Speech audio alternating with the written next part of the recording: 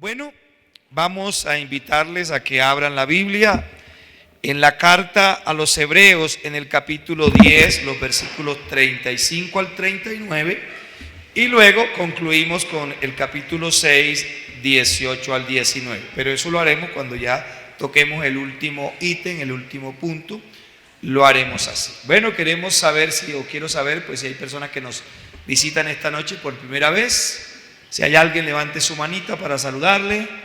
Bueno, todos son de la casa, todos son del pueblo de Dios. Pero también para ustedes, mis amados hermanos, bienvenidos en esta noche. Carta a los Hebreos en el capítulo 10, versos 35 al 39, y concluiremos finalizaremos la reflexión con el capítulo 6, 18 al 19. Entonces, capítulo 10, 35 dice así. Lean conmigo al unísono, estamos en la Reina Valera 60. ¿Están conmigo?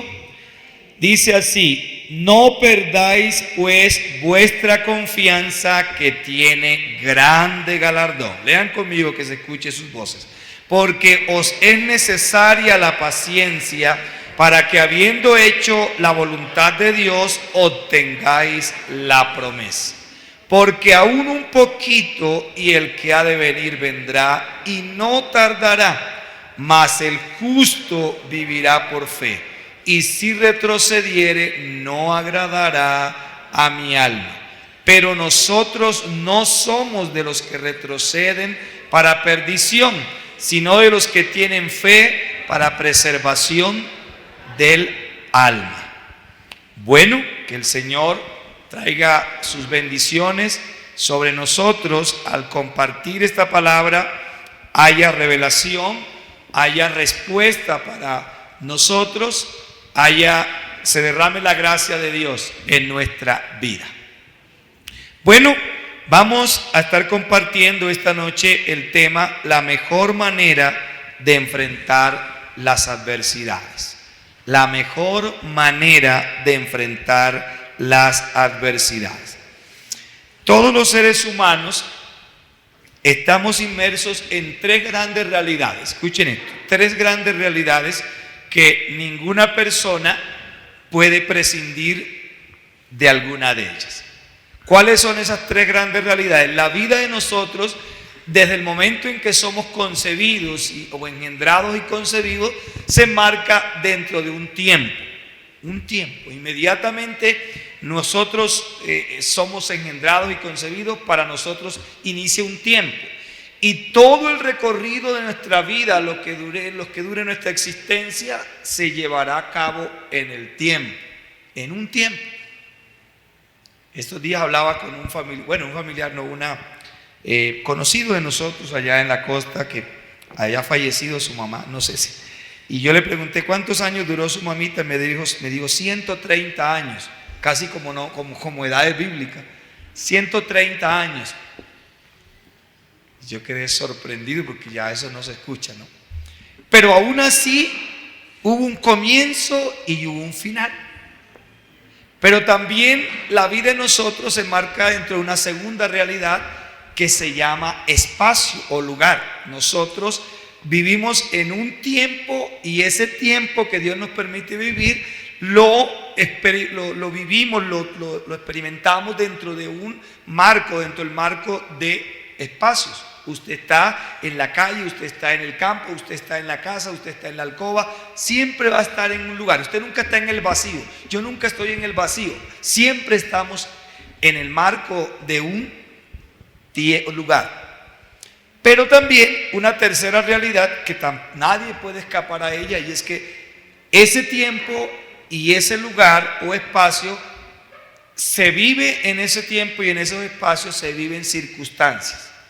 Todos nosotros enfrentamos circunstancias. Entonces hoy quiero compartir con ustedes 4 principios que nos aportan herramientas que pueden ser favorables a nosotros para enfrentar mejor esas circunstancias. Es decir, el tiempo y el lugar como tal. Podríamos decir que el tiempo y el lugar es neutro. El tiempo y el lugar es neutro.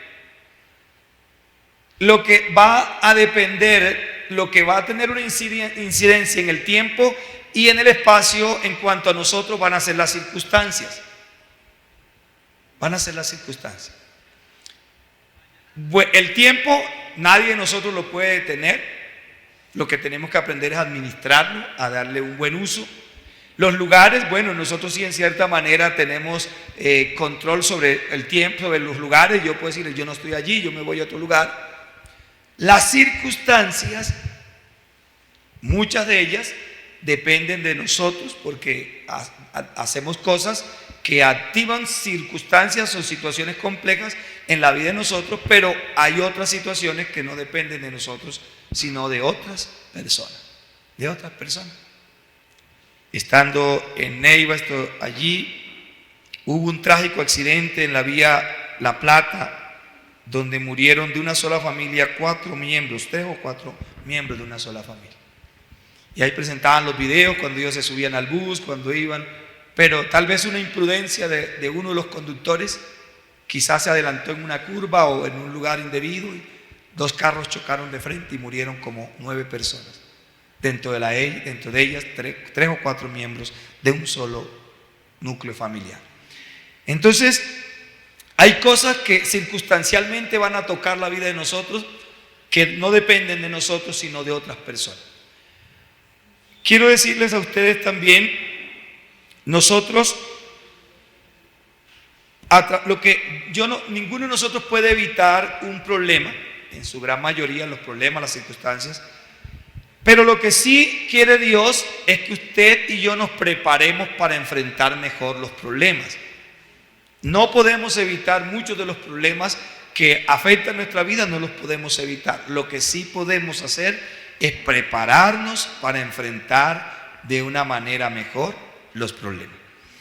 Entonces, ¿cuáles son esos principios? Voy a compartir 4 principios. ¿Cuáles son esos principios? Ubíquese en el versículo 35. El versículo 35 dice: no perdáis pues vuestra confianza, que tiene grande galardón. ¿Qué principio ve usted allí? La confianza. La confianza.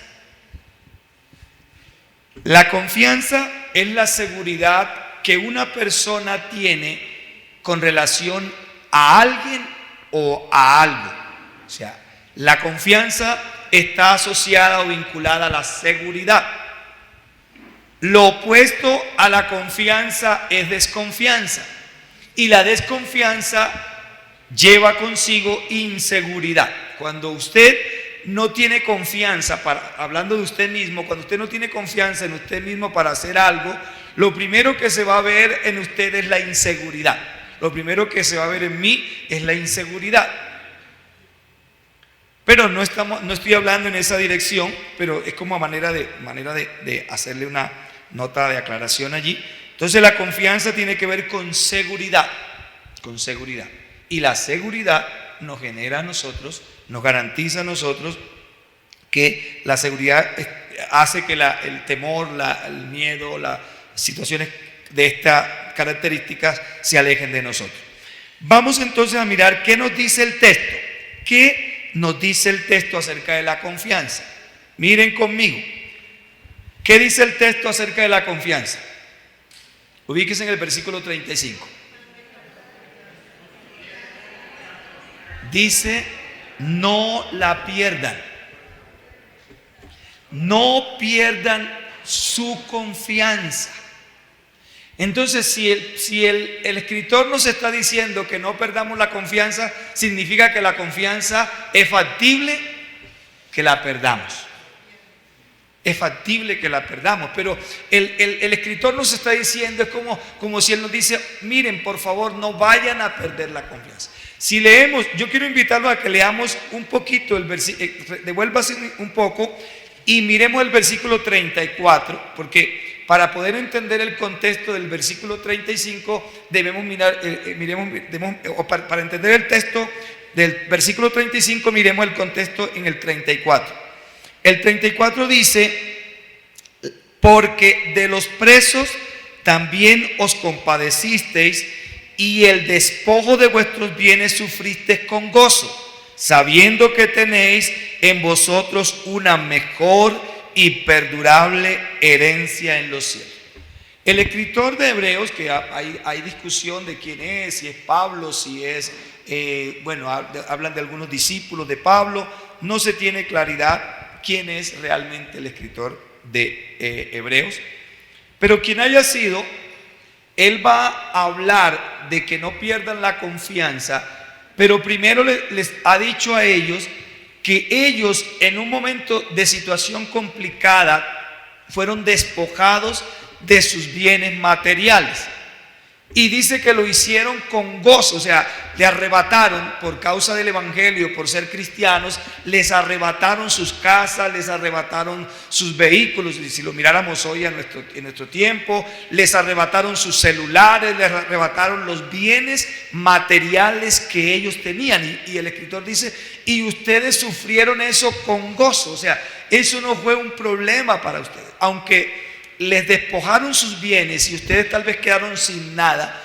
Eso no fue un problema para ustedes. Y él le aclara por qué no fue un problema para ustedes. Dice, lo sufristeis con gozo, sabiendo que tenéis en vosotros una mejor y perdurable herencia en los cielos.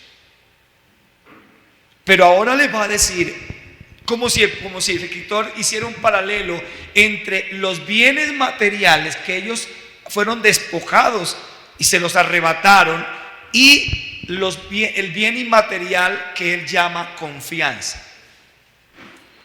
Y el escritor no dice, ojo, vayan y demanden a aquellos que le quitaron los bienes materiales. Mire, ustedes pueden pelear eso con un abogado. No, él dice, ustedes lo perdieron y lo entregaron y están llenos de gozo.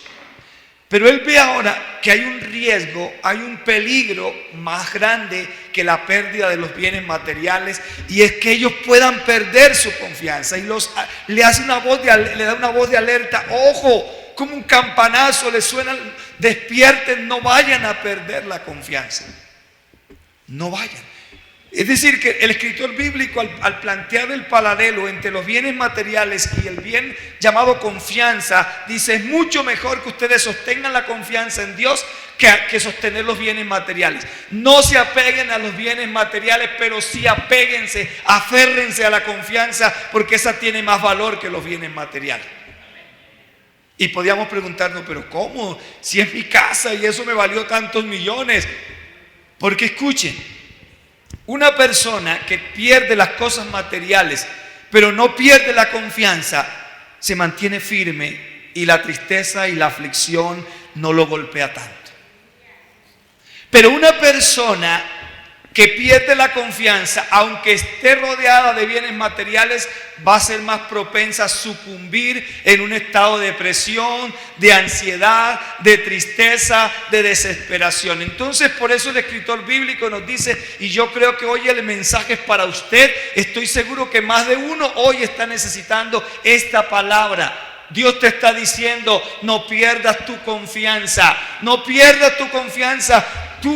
Ese negocio que has emprendido, que no ves un resultado, no pierdas tu confianza en mí. Tú no has pasado hojas de vida, no ha habido posibilidades de un espacio laboral, pero Dios te dice hoy, aunque no tengas un empleo, no pierdas tu confianza, no pierdas tu confianza. Mira, es posible que te hayan diagnosticado una enfermedad crónica, una enfermedad incurable, pero Dios te dice hoy, no pierdas tu confianza. Si tú pierdes tu confianza, te va a golpear muy duro la enfermedad. Si tú pierdes tu confianza, te va a golpear muy duro el hecho que no tengas un empleo. Si tú pierdes la confianza, te va a golpear muy duro el hecho que tengas un problema en la familia. Pero si mantienes la confianza, superarás más rápido o superarás de manera más eficiente esa adversidad. Porque lo que hace la confianza nos mantiene a flote en medio del problema. Es como un flotador, como alguien que se está ahogando y le lanzan un flotador y se sujeta al flotador en medio del agua, se sujeta al flotador. Y por medio de ese flotador logra superar las adversidades. Dicen que que un pastor, ahorita no recuerdo, que iba en el Titanic. Cuando el Titanic se estaba hundiendo, ese pastor tenía un chaleco salvavidas y él logra subir a su hija, una niña, en una tabla, en una barca, logra subir a su hija. Pero él se olvida de su hija, dice, bueno, ya la subí aquí, alguien la va a salvar, alguien la va a ayudar. Y él corre a salvar gente, empieza a salvar personas. Y el primero que se encuentra es con un joven y le pregunta, ¿ya tienes a Cristo en tu corazón? Y él dice, no, ¿qué es eso? Y aquel hombre, y le dice, ¿quieres recibir a Cristo? Dijo, no, no quiero. Y aquel pastor se quita el chaleco y le dice, tómalo, tú lo necesitas más que yo. Tú lo necesitas más que yo. Dicen que de ese pastor nunca más se supo, quedó entre los muertos. Pero 3 años después, ese varón que aquel día rehusó seguir a Cristo estaba testificando en un auditorio diciendo, un pastor me predicó de Cristo y hoy soy cristiano por lo que aquel pastor me predicó. Este pastor tenía confianza en Dios, que aunque él muriera, el barco se había hundido, habían perdido todo, estaban perdiéndose la vida, pero la esperanza de él no estaba en el barco, la esperanza de él, la confianza de él estaba puesta en Jesucristo. Y aunque él sabía que al entregar su chaleco salvavidas iba a morir, sabía que tenía la confianza en Dios, que su vida, para él el morir era Cristo, para él vivir era Cristo y el morir era ganancia frente al otro muchacho que no conocía de Cristo, que no tenía el conocimiento de Cristo. ¿En qué está puesta nuestra confianza hoy? ¿En el dinero? ¿En el negocio? ¿En los bienes materiales?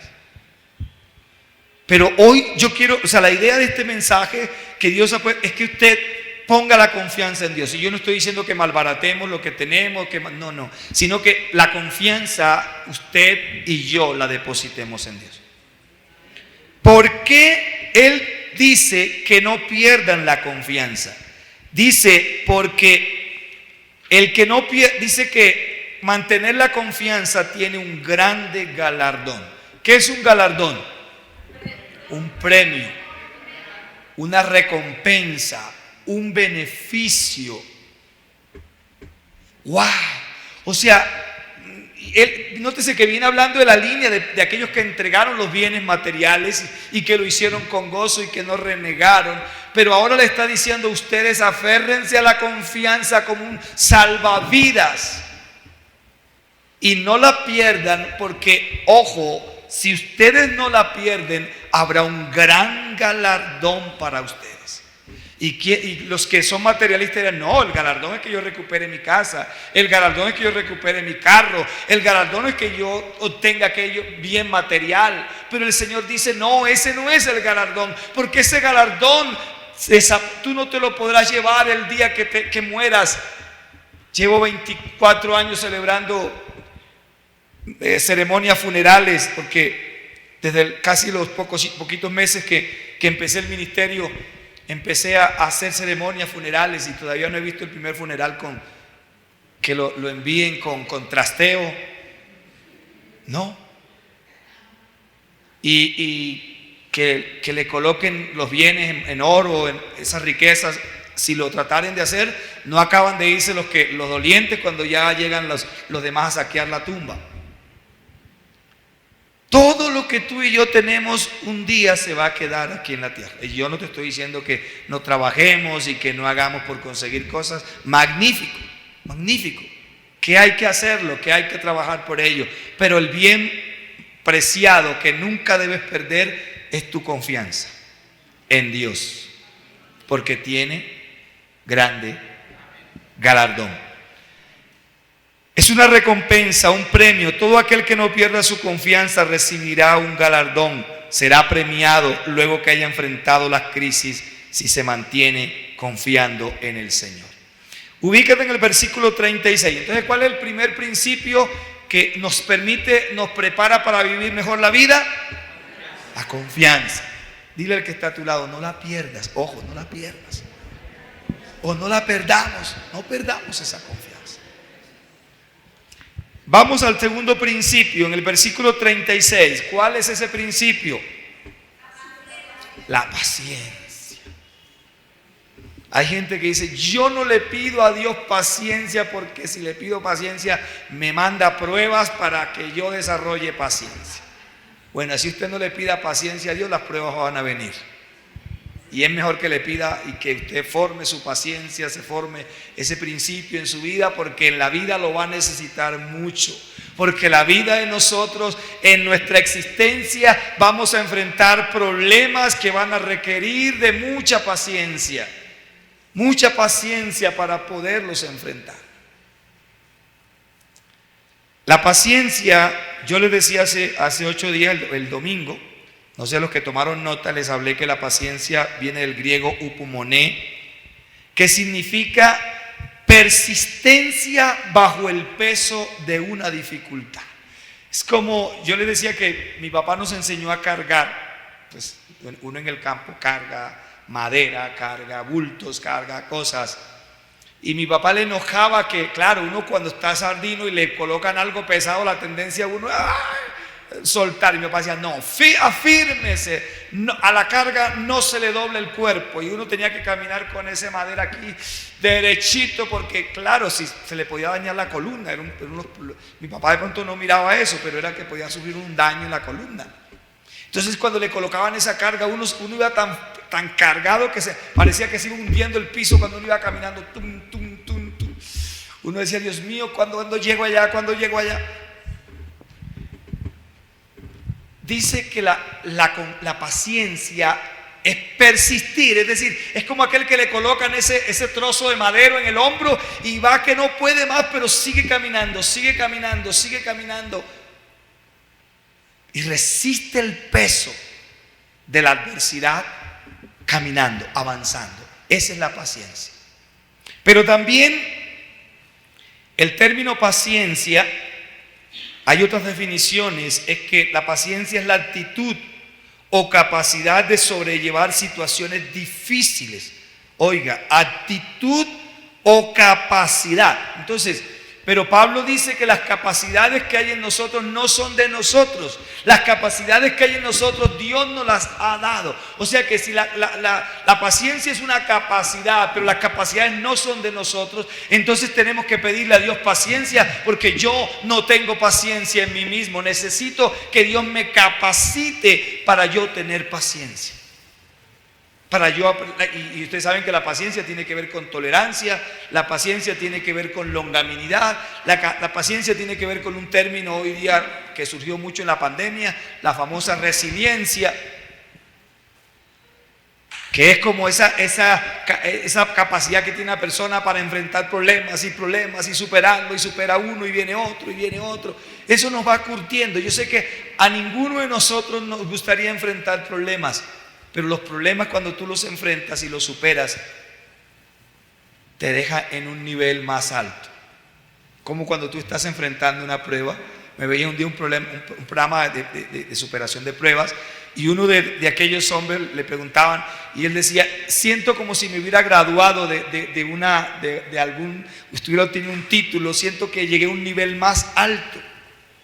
Cada vez que tú superas una prueba, y escucha esto, las pruebas, los obstáculos, los problemas solo existen para que tú y yo crezcamos, porque cada problema que tú y yo superemos nos dejará en un nivel más alto que cuando comenzamos. Cuando comenzamos estábamos en un nivel inferior, y cuando superamos el problema nos deja en un nivel superior. Cuando nosotros no superamos la prueba, nos deja la frustración. Sentimos esa sensación de frustración, de no haber podido lograr, de no lograr lo que nos propusimos lograr. Y hoy día hay mucha gente llevando sobre sus hombros una sensación de frustración porque no han superado. Se casaron y no superaron el matrimonio, la situación en la familia, la economía. Hay gente con mucha frustración, pero yo quiero decirte hoy, echa fuera esa frustración y mira a Cristo y mira a Dios, y con paciencia Dios te ayudará a superar problema tras problema que la vida te traiga. Cada vez, y aún aquellos que no has podido superar, porque cada uno de esos problemas que tú no has podido superar, aunque no lo hayas superado, te ha dejado una enseñanza. Te ha dejado una enseñanza. No tomes lo negativo, toma lo positivo de aquella experiencia difícil. ¿Qué nos dice entonces acerca de la paciencia? Ubícate en el texto 36. ¿Qué dice de la paciencia? Ayúdenme ustedes. ¿Qué dice de la paciencia? Que es necesaria. La paciencia es necesaria. Y si es necesaria, significa que la paciencia es una necesidad. Así como tenemos la necesidad de comer, de dormir, tenemos la necesidad de desarrollar paciencia. Porque es necesaria, no es algo opcional, es una necesidad que todo cristiano debe suplir en sí para enfrentar las adversidades de la vida. Es necesaria la paciencia. Y hay gente que dice, yo no tengo paciencia. Ya no tengo paciencia para eso. Pero la Biblia dice es necesaria. Dicen que la palabra, pues yo le estuve buscando la etimología de la palabra paciencia, pero no la encontré. Pero alguien decía que la palabra paciencia es una palabra compuesta, que dicen que paciencia es la ciencia de la paz. La ciencia de la paz. O sea, si la paciencia es la ciencia de la paz, ¿y qué es la paz?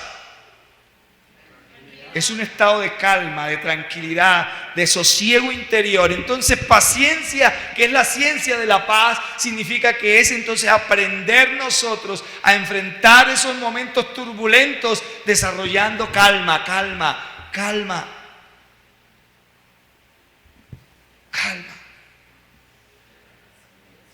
Aquí, los que escucharon las radionovelas, ¿no? Existía una radionovela que, eso claro, los jóvenes no saben, me van a perdonar, los jóvenes no saben esto. Los del milenio pasado, existió una radionovela que se llamaba Calimán. Y tenía un amigo que se llamaba Solín. Y Calimán le decía a Solín, serenidad y paciencia, Solín, mucha paciencia. ¿Se acuerdan de esas palabras? Y a Calimán nos los presentaban con un hombre ojiazul, verde, no sé, eso era un hombre elegante, chusco, y el día que yo supe que era Gaspar Ospina, y no. Pero la idea es una mujer, esta Cruz, y pues toda la vida yo viví engañado de que era un niño y que Calimán era un hombre elegante, apuesto. Pero lo que quiero retomar de allí es la frase, serenidad y paciencia. ¿Por qué? Porque la serenidad es hermana o prima de la paciencia, o es hija de la paciencia. Si tú no tienes serenidad, no tendrás paciencia en la vida. Las personas que no tienen serenidad son acelerados, van para allá. Hay que tener calma para enfrentar esos momentos complicados. Y hay gente que come un alboroto de cualquier cosa y calma, paciencia. Y la falta de paciencia lleva a la intolerancia. La persona, porque el paciente es tolerante, aprende a tolerar, aprende a comprender el otro, aprende a sobrellevar al otro. El impaciente no sobrelleva a nadie cuando nadie lo sobrelleva a él. Pero el Señor, ¿qué pasa con una persona que no aprende a ser tolerante? Vive amargado, vive resentido, vive ofendido, vive herido en su alma. La persona que aprende a desarrollar paciencia tiende a ser humilde, a ser calmado, a sobrellevar las situaciones de la vida. Y la Biblia que dice, sobrelleven las cargas los unos a los otros. Y si yo no desarrollo paciencia, no podré sobrellevar las cargas del otro. Porque muchas veces, escuchen esto, ¿sabe por qué muchas veces no toleramos al otro? Porque muchos de los defectos del otro o de las debilidades del otro son un espejo en el cual yo me veo y me ofende porque muchas de esas cosas que el otro tiene yo las aborrezco y las aborrezco porque están en mí. Y entonces se refractan, es como si pega el sol allá y viene acá la luz a molestarme la vista y no me deja ver. Y muchos de los conflictos que a veces se tienen en la familia es porque esa persona tiene algo que a mí me ofende y me ofende porque yo lucho con ello y no quiero verla. Y veo en la otra persona lo que a mí me ofende, lo que a mí me disgusta. Y termino levantándome contra la persona. Es necesaria la paciencia. ¿Para qué se necesita? O la paciencia debe ir unida a otro principio. Para que habiendo hecho la voluntad de Dios. ¡Wow! Yo no me propuse hablar de lo que había hablado el domingo, pero tiene, ahora que estoy aquí mirando, tiene coherencia con el domingo. Para que habiendo hecho la voluntad de Dios, obtengáis la promesa. Entonces, ¿cómo, según el texto, la voluntad de Dios es más fácil llevarla a cabo con impaciencia o con paciencia?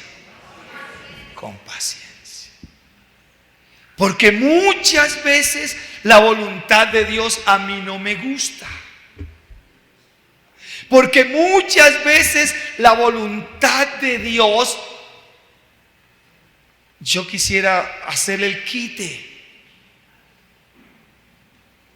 porque a mi carne le gusta más lo que no le gusta a Dios.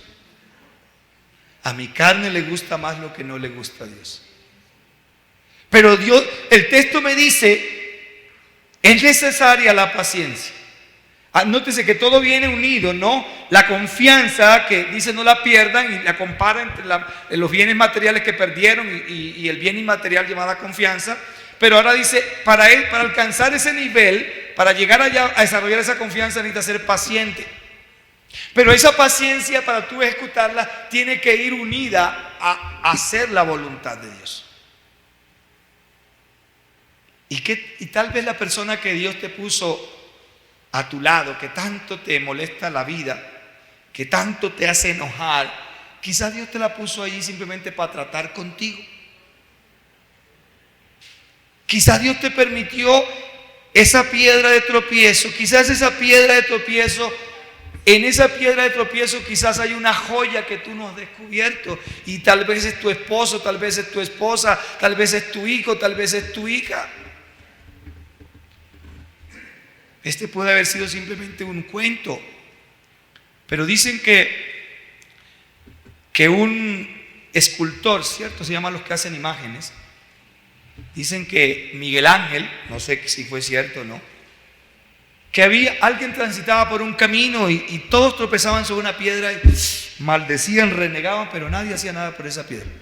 Dicen que un día Miguel Ángel le pagó a alguien para que le sacara la piedra. No la que la gente dice, me saca la piedra, no esa, no que esa piedra que estaba allí en el suelo.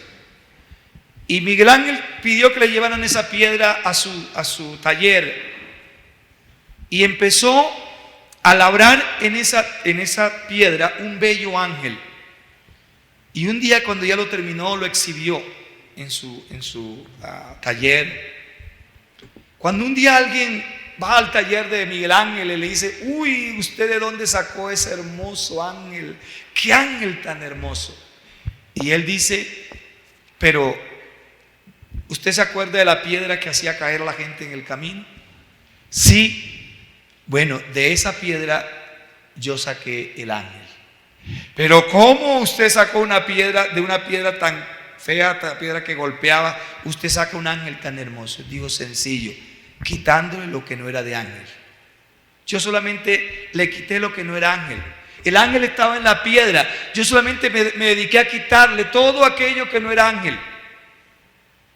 ¿Sabes qué? Tal vez aquel que te roba la paciencia, quizás aquel que te hace llorar, tú estás necesitando solamente a alguien que le ayude a quitar lo que no es de ángel. Y quizás ese bisturí está en ti.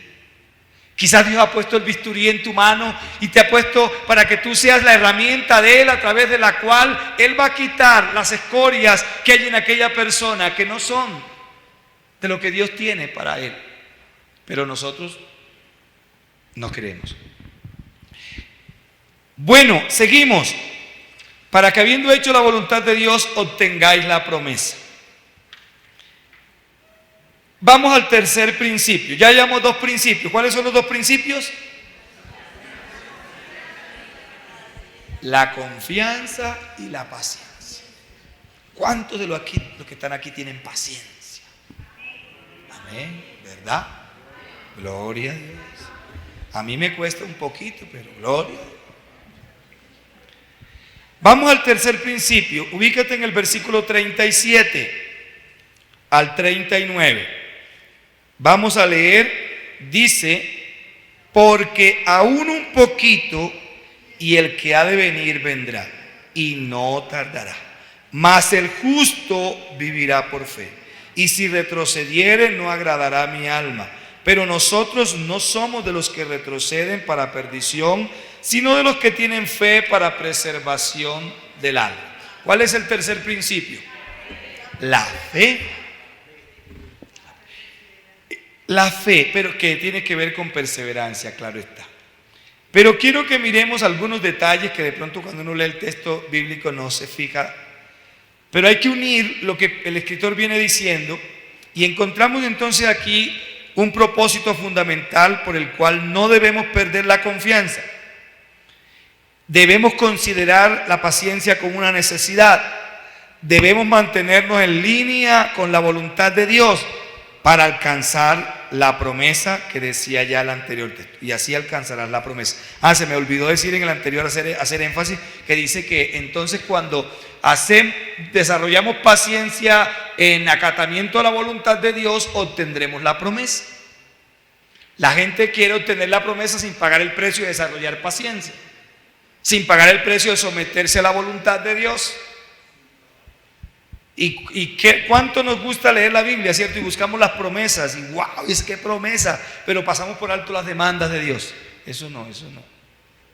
Pero dice, habiendo hecho la voluntad de Dios, que son demandas, el domingo hablábamos de la voluntad preceptiva y la voluntad decretiva de Dios, o sea que Dios tiene una voluntad establecida en decretos y una voluntad establecida en preceptos. Dijimos que la voluntad decretiva de Dios tiene que ver con lo que Dios ha establecido, que se ejecutará y que se hará en cuanto a Él en sí mismo. Pero la voluntad preceptiva de Dios tiene que ver con los deseos que Dios tiene para contigo y conmigo, lo que Dios quiere que tú seas y que tú hagas. Entonces, hay un propósito en esa línea. Dice para alcanzar. Es cierto que en la vida de nosotros como cristianos se van cumpliendo promesas en dirección a diversas situaciones como la familia, la economía, la salud, la educación. Yo sé que todos nosotros los que estamos aquí, Dios nos ha dado promesa en relación a la familia y usted la ha visto cumplida. Dios le ha dado promesa en relación a la economía y usted ha visto cumplida eso. Usted ha recibido promesa en relación a la educación y la está obteniendo. Yo recuerdo que cuando yo estaba estudiando, yo dejé como 5 años sin estudiar y cuando fui a estudiar esos libros no me entraban por ninguna parte. Y a veces yo llegaba de trabajar tarde y entonces tenía que ponerme a leer esos benditos libros y eran las 12, 11 de la noche y yo ahí pegado y eso me daba un sueño y yo no entendía nada. Yo quería reventar esos libros por allá. Pero entonces yo miré el proverbio, creo que 6, 2 o 2.6, que dice que de Jehová da la sabiduría y de su boca viene el conocimiento y la inteligencia. Y yo llenaba mis libros de ese versículo. Jehová da la sabiduría y de su boca. Y yo le decía, Señor, dame sabiduría, dame sabiduría, dame sabiduría. Terminé la carrera y no aprendí sabiduría. No, Dios sí me dio sabiduría. O sea, Dios da sabiduría. Dios le ha prometido, usted le pide cosas a Dios, Dios se la da. Dios se la da. Pero quiero decirles aquí a ustedes hoy, hay una promesa más trascendental que la de que Dios nos dé cosas materiales. Hay una promesa más trascendental que el Padre quiere ver cumplida en nosotros. Y esa promesa es la promesa de nuestra salvación eterna. Aquí el escritor la empalma con la venida de Jesucristo. Dice el versículo 37, porque aún un poquito, escuchen esto, él viene hablando de la confianza, viene hablando de la paciencia, viene hablando de la fe. Es decir, que estos 3 principios, además de ayudarnos a vivir una vida mejor, a enfrentar mejor los problemas, nos ayudan específicamente a alcanzar la salvación. O sea que no solamente son principios que nos ayudan a llevar una vida como Dios quiere, que está muy bien, pero esa vida coherente a lo que Dios quiere tiene un propósito final, y es el propósito de alcanzar la vida eterna. Pero dice un poquito, aún un poquito, y el que ha de venir, ¿qué va a pasar? Y no tarda. ¿De quién cree que están hablando ahí? De Jesucristo. Pero parece que ese versículo estuviera como sacado, como fuera de contexto. No, lo que pasa es que la confianza, la paciencia y la fe en el sentido espiritual nos van a ayudar a alcanzar la salvación. Y lo que el escritor bíblico quería alertar a la iglesia de aquel tiempo y de este tiempo es: ojo, que la venida de Jesucristo está cerca. Ojo, iglesia, que Jesucristo está por venir. Y ese es el gran problema de la iglesia hoy. Y el escritor Pedro dice allá que allá en 2 de Pedro 3:9, que algunos consideraban que Jesucristo, eso era un cuento, que ya él no iba a venir porque tardaba su venida. Pero Pedro dice: el Señor no retarda su promesa, según algunos la tienen por tardanza, sino que el Señor es paciente para con nosotros. ¿Cómo es el Señor? ¿Qué nos pide Él que desarrollemos?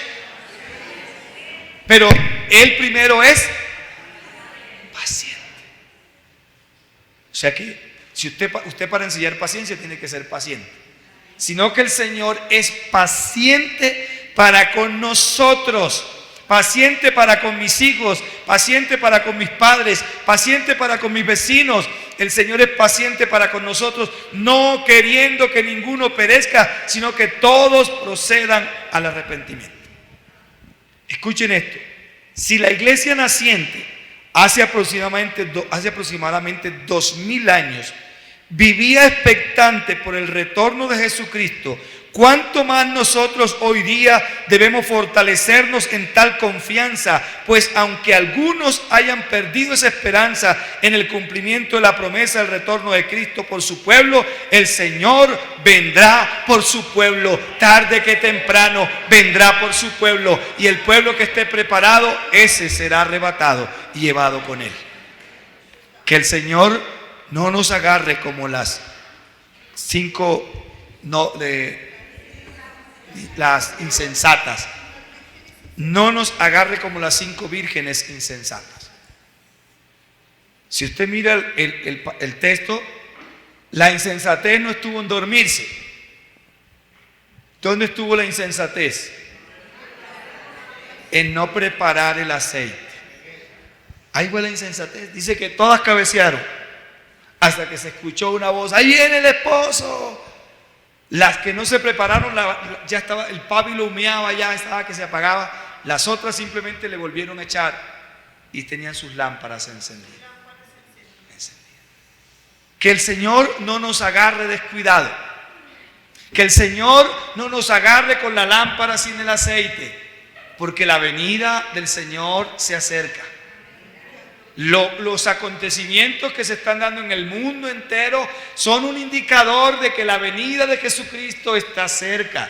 Ahora, sabemos que la Biblia dice que para Dios 1000 años es como un día. O sea que pueden faltar 1000 años. Y voy a terminar. Él dice: el justo vive por fe. Entonces, ¿para qué nos sirve la fe? Para vivir, como dijo un presidente que tenemos por ahí, para vivir bien, para vivir sabroso. Para vivir sabroso. Pero este no es el sabroso del presidente.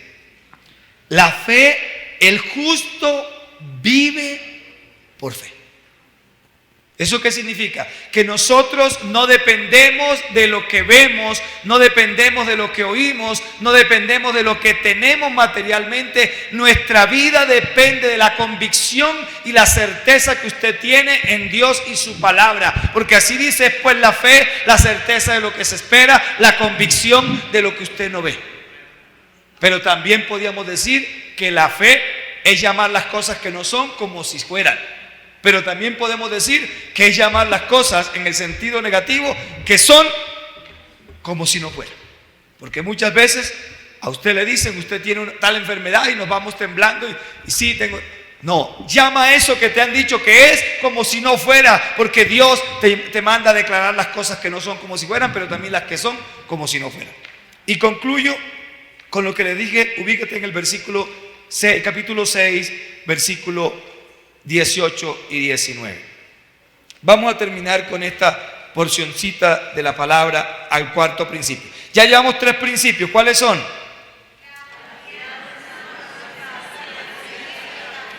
Ok, y el último dice los versículos 19 y 18 y 19. Para que por 2 cosas que son inmutables, en las cuales es imposible que Dios mienta, tengamos un fortísimo consuelo, los que hemos acudido para asirnos de la esperanza puesta delante de nosotros. Bueno, aquí podríamos hablar de 2 principios, pero no vamos a retomar. Habla del consuelo y habla de la esperanza, pero vamos a centrarnos en la esperanza. Pero dice que por 2 cosas inmutables en las cuales es imposible que Dios miente. Solamente voy a tomarla para que usted porque uno me pregunta, ¿cuáles son esas 2 cosas inmutables? Si tú lees el capítulo desde los versículos 13 en adelante, va hablando de la promesa y del juramento. Esas son las 2 cosas que el escritor dice que son inmutables, es decir, que Dios no cambia. 2 cosas en las cuales es imposible que Dios mienta es las promesas de su palabra y el juramento por sí mismo. Juró por sí mismo, no hallando otro mayor que él. Pero quiero terminar. Dice que el cuarto principio se llama la esperanza. Y dice que la esperanza es el ancla que sostiene el alma de nosotros en medio de las dificultades de la vida. Colócate sobre tus pies. ¿Qué es el ancla entonces? La esperanza, el ancla que sostiene. ¿Y para qué sirve un ancla? Para sostener un barco, ¿cierto? Ese barco, aunque hayan tormentas, lanzan el ancla y ese barco se clava allí, porque el ancla, eso tiene unos garfios y eso no lo deja, se incrusta en los arrecifes corales o en rocas o en la arena, y se incrusta allí, y aunque el viento tire del barco, tal vez el barco se sacude, pero no lo deja arrastrar y llevar. Dios te ha dado un ancla. Dios me ha dado un ancla. ¿Cuántas tormentas? Yo no sé cuántos vienen hoy enfrentando una tormenta y sienten que su vida es como un barco en alta mar. Bueno, lanza el ancla. Dios te ha dado un ancla. Lánzala esta noche al fondo de ese mar embravecido. Esa ancla se llama esperanza. Padre amado, te damos gracias. Hemos compartido acerca de 4 principios. 4 principios que nos van a permitir a nosotros crecer para mejorar la forma en que enfrentamos las adversidades. Estos principios no nos eximen de las adversidades. Estos principios nos preparan para enfrentar mejor la adversidad. Nos preparan para enfrentar las luchas de la vida. Ninguno de nosotros puede evitar una circunstancia de un dolor, de una pérdida, de una tristeza, de una aflicción, de una separación. Muchas cosas no van a depender de nosotros, sino de otras situaciones, de otras personas. Y va a venir el dolor, y va a venir la aflicción, y va a venir la tristeza, y va a venir la depresión, y va a venir la ansiedad. Pero Dios hoy te está dejando 4 principios a ti y a mí. Y te dice: no pierdas tu confianza. Hoy te digo, amada iglesia, hoy te digo a ti que estás mirándome allí a través de estas redes sociales, hoy te digo a ti, no pierdas tu confianza, no la pierdas. Tal vez algunos han bajado los brazos ya porque perdieron su confianza. Hoy levántate de nuevo. No pierdas tu confianza, porque mantener la confianza tiene un galardón. Pero es necesario, para obtener ese galardón, es necesario desarrollar paciencia. Pero la paciencia tiene que ir unida al hecho de hacer la voluntad voluntad de Dios, a someterte a la voluntad de Dios, para que habiendo hecho la voluntad de Dios puedas obtener la promesa.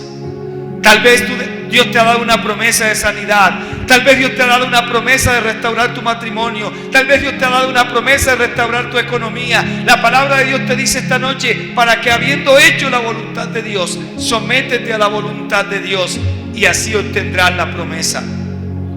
Porque un poquito de tiempo y el que ha de venir vendrá y no tardará. Mas el justo vivirá por fe, y si retrocediere no agradará a mi alma. Pero el escritor dice, mas nosotros no somos de los que retrocedemos, sino de los que persistimos, de los que avanzamos para preservación del alma. Para que nuestra alma, si bien es cierto nuestro cuerpo en algún momento tendrá que morir, nuestra alma sea preservada para la eternidad con Dios. Si bien es cierto nuestro cuerpo tendrá que enfrentar diversas situaciones complejas, nuestra alma salga siempre avante frente a esas situaciones y superemos esos problemas, y nuestra alma no sea afectada con tormentos de depresión, de ansiedad, de tristeza, de esos conflictos internos, sino que nuestra alma sea preservada. Nuestra alma sea preservada, porque Dios nos ha dado un ancla para enfrentar las tormentas de la vida, y esa ancla se llama la esperanza. Y la palabra esperanza viene del verbo esperar, y el verbo esperar, la palabra esperar, implica muchas veces que nosotros hoy día hay tantas cosas por hacer que no queremos esperar, pero Dios dice, aprende a esperar, espera. Espera en Jehová, dice un texto bíblico. Sí, espera en silencio ante Jehová. Dice un texto, pon tu boca sobre el suelo, sobre el piso, y clama a Jehová por si aún hay esperanza, por si aún hay esperanza. Clama esta noche a Dios. Padre, aquí está tu pueblo.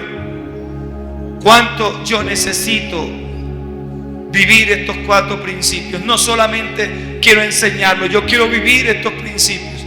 Quiero que estos principios se encarnen en mí. Quiero que estos principios se hagan vida en mí, Señor amado.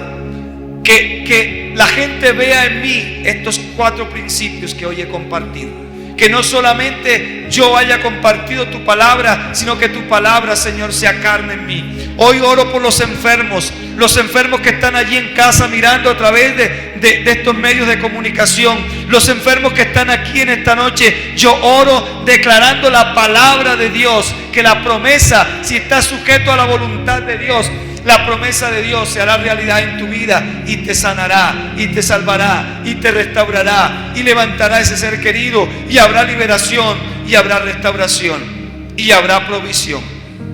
En el nombre de Jesús. Amén y amén. Gloria a Dios.